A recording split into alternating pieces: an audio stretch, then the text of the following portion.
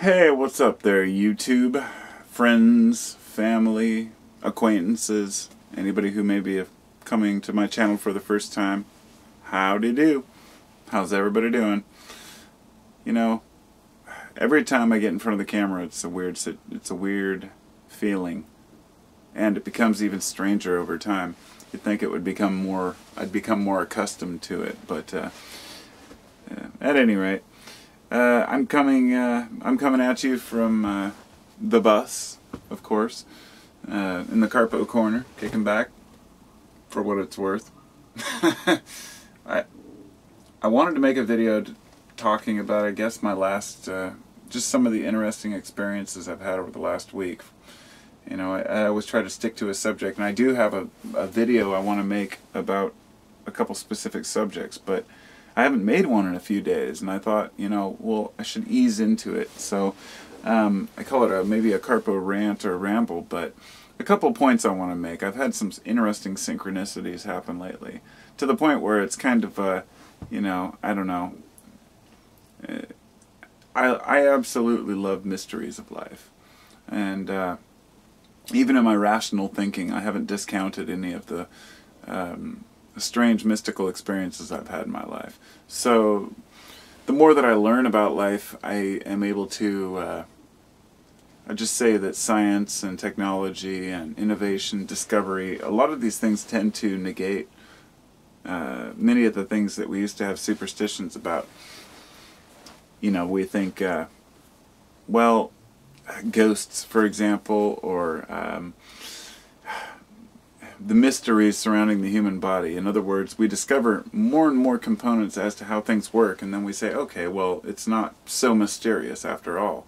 But still, the underlying operation is mysterious. And that's what they call the, you know, the all, the divine, whatever you want to call it. But when a real synchronicity happens, for me, it's different than just coincidence. You know, my example, I should start with that. It was my birthday a couple days ago on Sunday, so I had a couple friends over, and that day and the day before, I had been listening to, I pulled out a few LPs, records, came across this one on my shelf. It was an RCA direct-to-disc record, which means they recorded straight from the band playing live onto the record. And they had a limited amount that they would release, and they were kind of like, you know, supposed to be the best sound you can get. So I listened to it, and a song came up. It was called Also Sprach Zarathustra, or Thus Spoke Zarathustra, which is also known as the 2001 A Space Odyssey theme song. So if you don't know it, I'm not going to sit here and sing it. It's used in the movie 2001, but I didn't realize it went back to Strauss from 1876, I believe. Anyhow, this song came on, kind of a funky version of this song, and on this LP. And I thought, you know, that's funny, Fish, the band Fish, they do a version of 2001 that sounds just like this. And I was like, well, then who came up with this? I thought Fish came up with it. Well, we were over at my wife's, I guess, uncle's house today, helping him clean up. They're moving, and they have a lot of random vintage stuff around. They had two little small crates of records downstairs. I went through them once, and I grabbed a couple out of here, because he said I could take a few. So I got David Gilmour, Herbie Hancock, and like Leo Kottke, and a couple of others that were kind of messed up and moldy.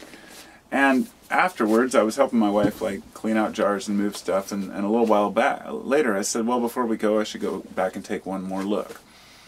Well, let me just tell you that before this, that when I was researching that song that had been done by Fish, the 2001 theme, I found out that they had got their inspiration from a guy named Deodato.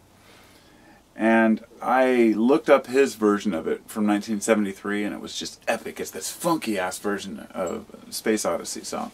Just awesome. I loved it. And this was just a few days ago. We went down there today. When I went back to look at the records one last time, and there was only maybe, you know, 40 records total or something. What do we have but Deodato? And lo and behold, it's this album. Yeah, the song is on it. Also Sprach Zarathustra, 2001. So, I went home, of course, and listened to it again, but I guess really I just wanted to share the coincidence, the interesting nature of it. Like, when we have these events happen, it feels different than just having a bunch of strange coincidences happen. Like, you know, you might be reading and the same word is spoken on the television, whatever it might be. All these things are like, oh, that's weird, that's weird. But sometimes things happen in a series. And we, as a rational human, I think, well, we're pattern-seeking creatures. Of course we're going to see that.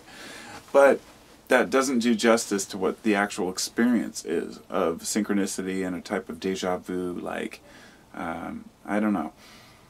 I would say, interestingly enough, yesterday I did take some mucuna, or a couple days ago, which is, it's a 25% L-Dopa mucuna pruriens bean that I was, you know, I had it on my site, my website for a while, but my vendor ran out.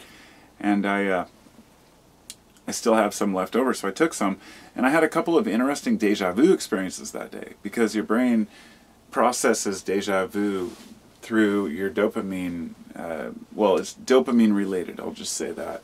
And, you know, scientifically and in, you know, the medical industry, there's no proof of that, and nobody will tell you that.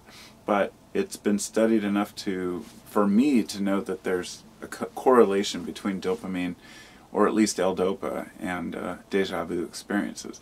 But on top of that, it also, you know, can give you, maybe that's partially to blame for the way I process the synchronicity, because I know that we want to see more in the universe, but it's really strange when it's not just words or numbers, or like, oh, I saw 44 and then I saw it somewhere else, but rather, you know, an actual physical album that you've never seen in your entire life as a musician, as a person who just loves vinyl and always buying records. I've never seen this record in my life. And why would I run across it a couple days after I was listening to that song on, you know, on the radio, after I found out that my band, you know, Fish, that I like, learned it from this guy?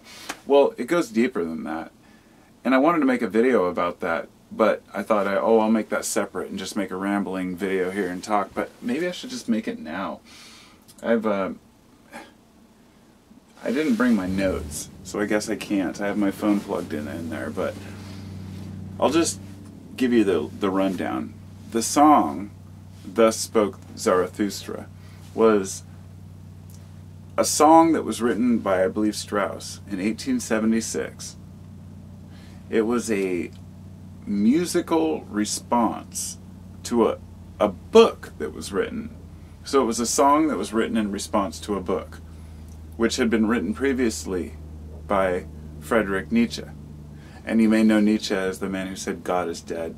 And there were several screenshots I took of some info about this. Maybe I'll make a separate video, but it's pretty fascinating, because when I tried to understand why did Stanley Kubrick make this Space Odyssey 2001, you know, why, for example, the first, 15 minutes is spent just looking at apes, you know, learning to use tools. I mean, it's a masterpiece. It's a really well done artistic film that you have to understand for what it is.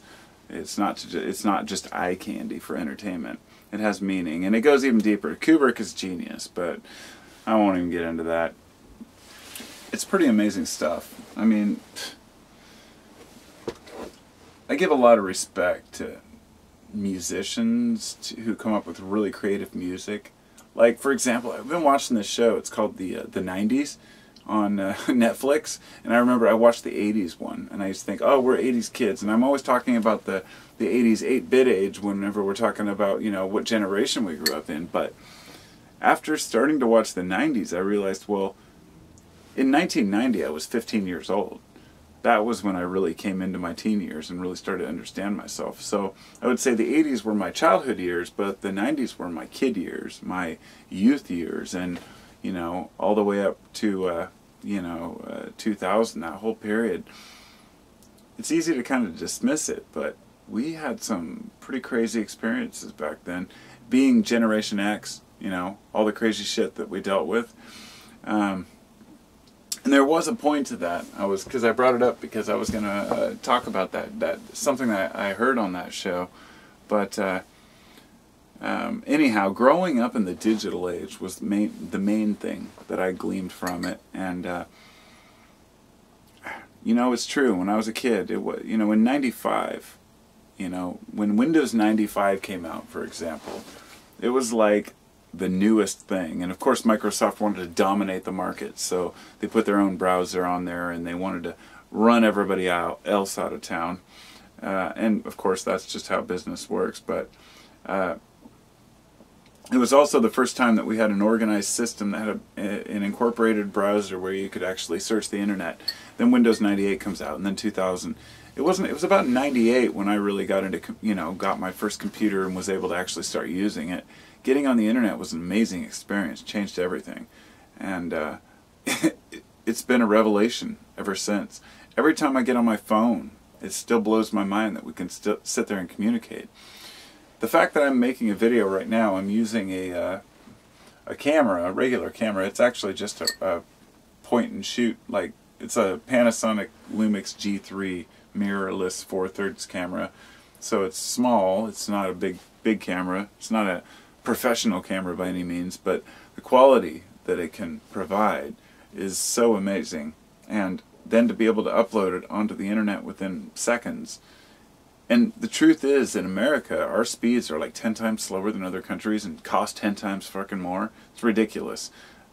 Those who aren't aware of this, if you live in America and you think that we might have a super fast internet, well, every other developed country has faster internet than us by far, and it's much cheaper. We are basically living in a commercialized bullshit society here in the West. And that was something else I wanted to make a video about, and I really wanted to talk about. It's just all the bullshit that we're immersed in. I fucking hate it. I really do. I hate being part of this marketing scheme and this crazy world that we live in. Like, everybody wants to everybody wants to drain your wallet for the sake of them making their bread, and that's understandable, you know, everybody wants to make a living. But the problem is not the individuals trying to get by, making a little bit of money. The problem is the regulations that allow large companies to dominate the market, like Microsoft, for example, and Apple to do what they did.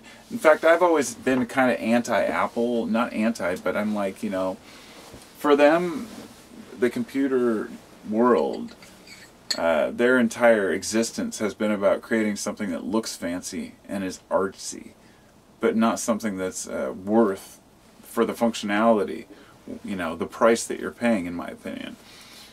But then I realized that when Microsoft tried to keep Apple out of the game, Apple had to come back with something amazing.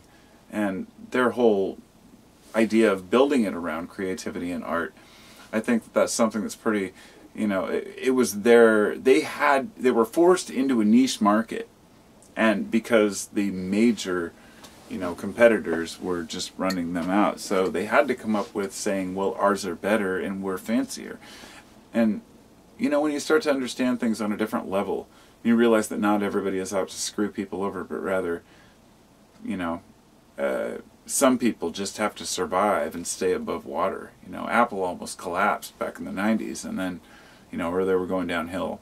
And then they came out with the iMac, and that was the beginning of their, you know, thing.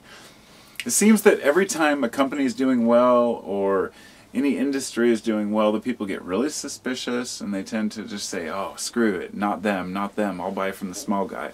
And I think in some ways that's kind of arrogant and ignorant, but it's also noble in the sense that people really understand enough to want to support their local artists, you know.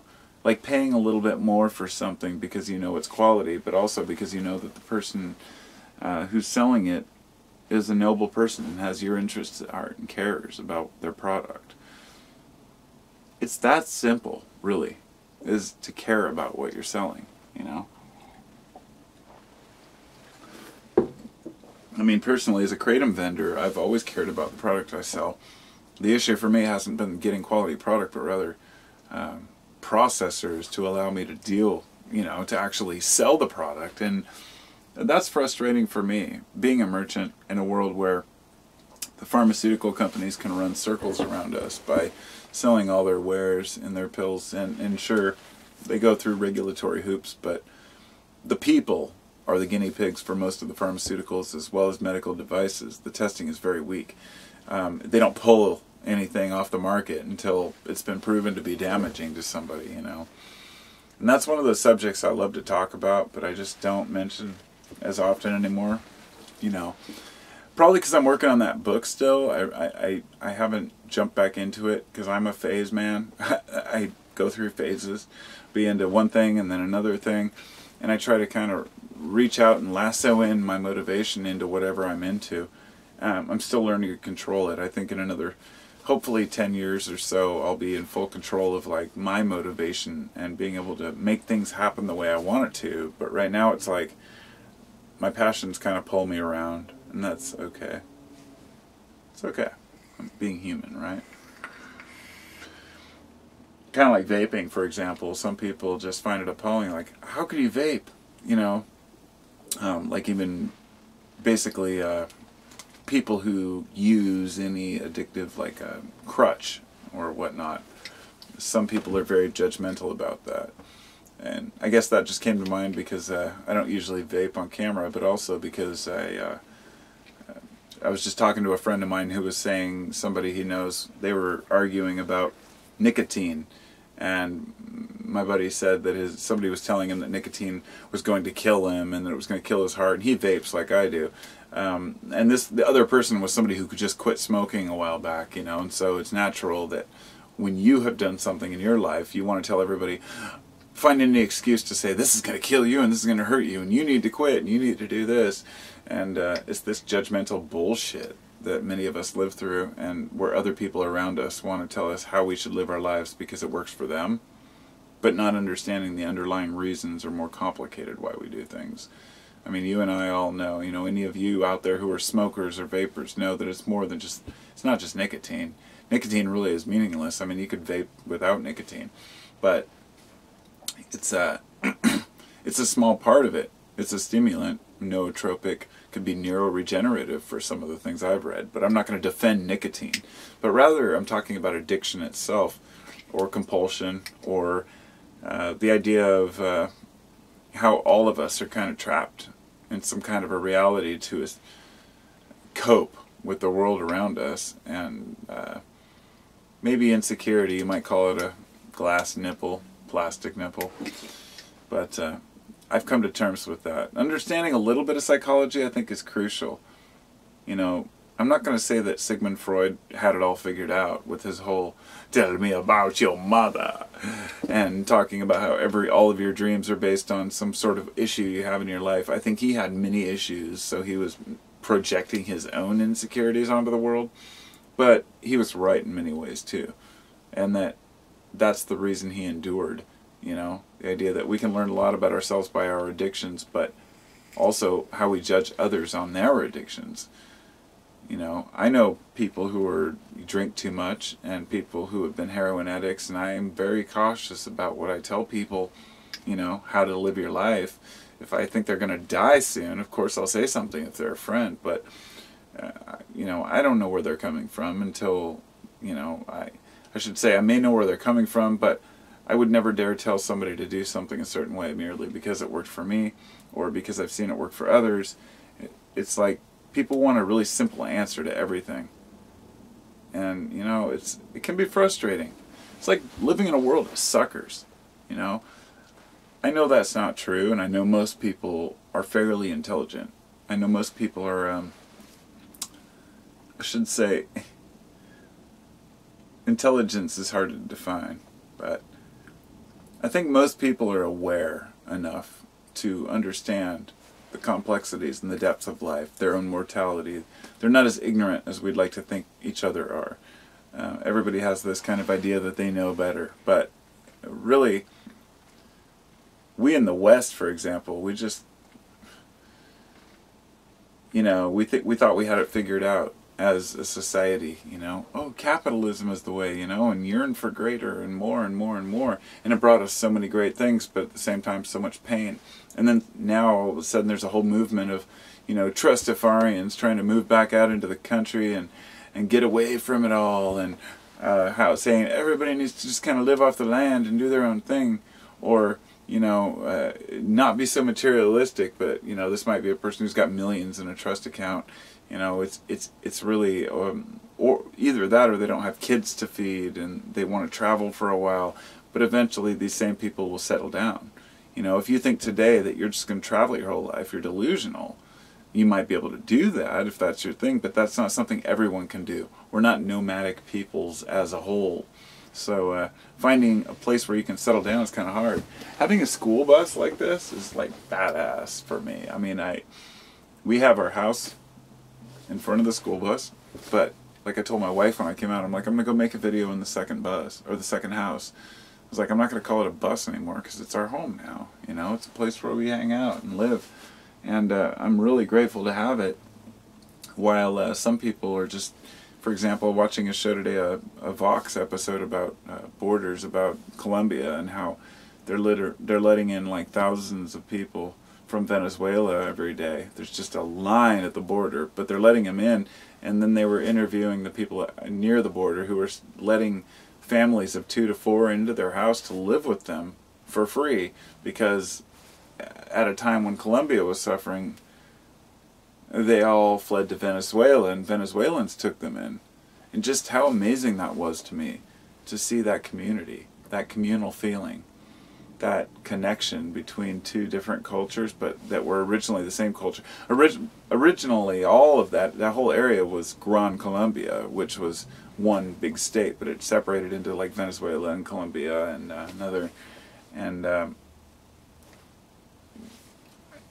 I feel like most people on this planet who have suffered any type of, you know, problem, adversity in their life are more welcoming than those who have lived a life of leisure and comfort. Those who, you know, the rich type, who seem like they're the most resistant to really getting down to the level of the people and giving a shit about other people. But that's, of course, a generalization. I'm not saying by any means all rich people are greedy or selfish. Plenty of altruism out there, regardless of the reasons. But that, you know, the fact that it exists is the separation, kind of the cultural divide. You know, you see it all the time in Hollywood.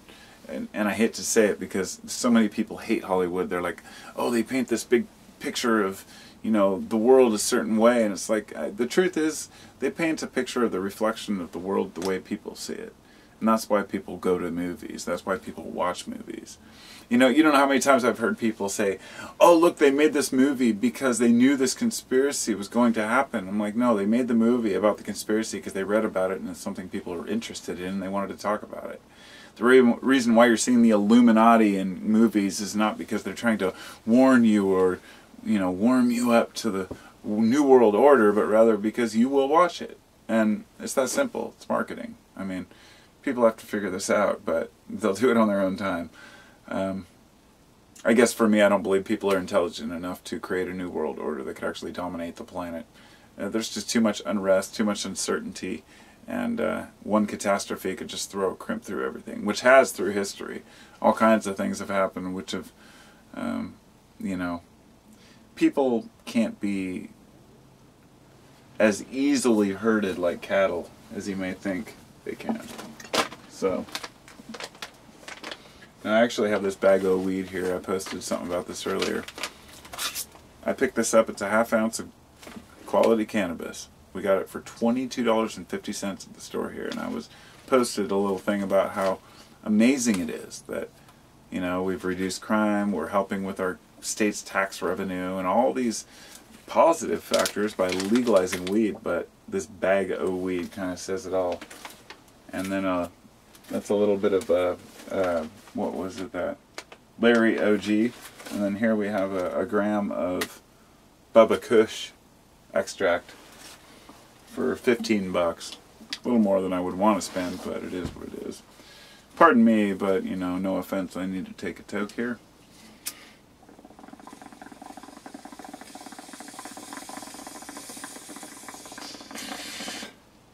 And I used to smoke on camera a lot. I don't do it anymore because I find it kind of tacky, kind of like vaping, but I really don't care right now. This is kind of my chill mode, kind of rambling video where it's okay. I guess the main reason has everything to do with anybody out there who may be under 18, but not just because 18 is a specific age where I believe the law knows best, but I just mean youngsters out there. When you're still developing, smoking cannabis regularly can be a can be a problem because you, pardon me,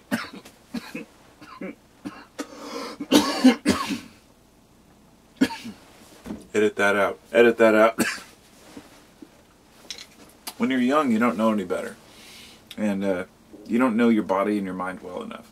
When I was 16, I thought I knew the world, you know, and I hadn't even come to terms with myself enough to understand opiates. After my father passed away, we were cleaning out his closet, and we found a bottle of Dilaudid, which is, I think was it hydromorphone, I believe, if I'm not mistaken. Hydromorphone is basically the second strongest, you know, and a cancer painkiller you can buy, or you can get in pill form anyway. And in this bottle were these little yellow ones, and they were very strong opioids. Opioids. And my friend Mike and I, we decided to just start eating them. You know, we tried one, tried another one. And I remember one day we ate like three or four each, and we were met these two girls, and we were sitting in front of like Little Caesar's Pizza, like laughing, and my buddy was cracking up, and he just leans over and he just goes, ha ha, blah, and he pukes, and then he just keeps laughing, and that memory stuck out with me. But I think back to like how it was just no big deal, you know, like we didn't even realize we were high was the problem. We were idiots. Probably could have overdosed, you know, taking as much as we did, but we didn't feel high. Because when you're young, you can't acknowledge, you don't know your mind and body well enough to understand what you're taking. You don't know your mind and body well enough to distinguish the difference between waking up with a hangover or waking up poisoned or waking up in a normal state. Your hormones are constantly in flux, and so my point would be, don't be like me. No, don't smoke weed, you know, until you're a little older. Be smart. You know, I have a couple subscribers that I know are younger that are hardcore stoners, and that's great if you can take care of yourself and you know what you're doing. I'm only going by my own experience because I started when I was like 14, and I have smoked since then. I've just turned 43 on Sunday. So, almost 30 years, I mean. Yeah, almost 30 years next year.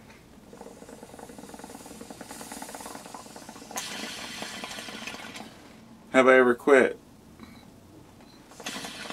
Yeah.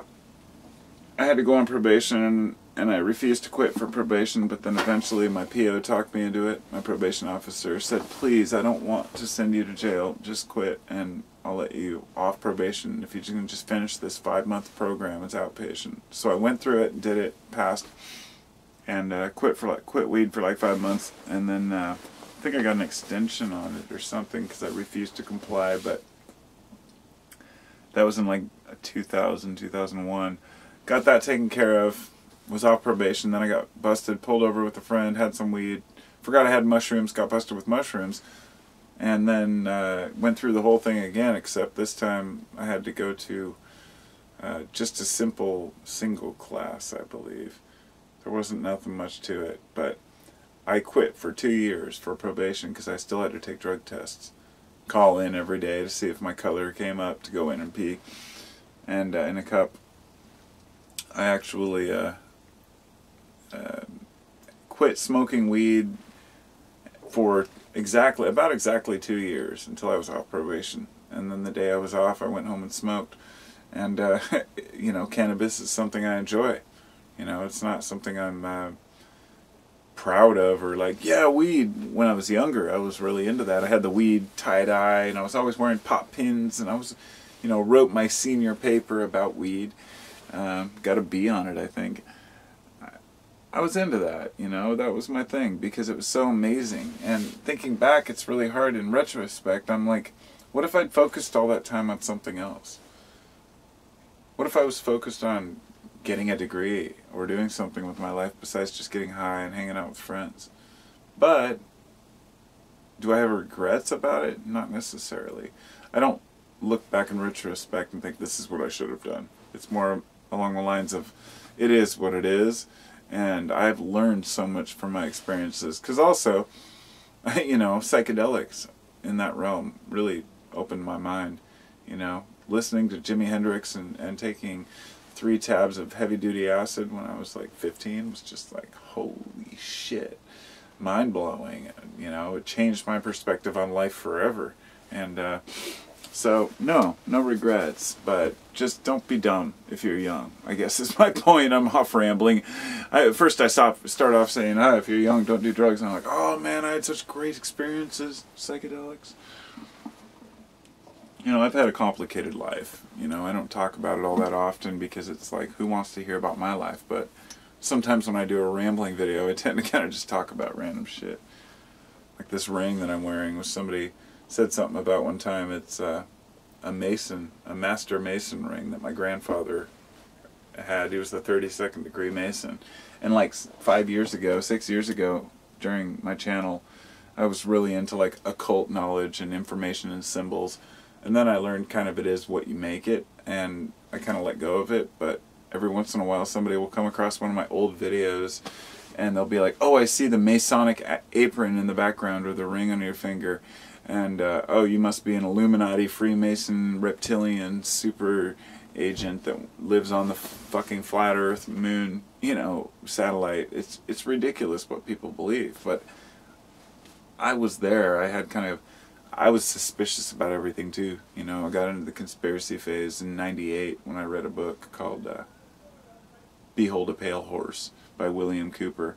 And it opened my mind, but it also kind of deluded me into thinking that all these things were a certain way.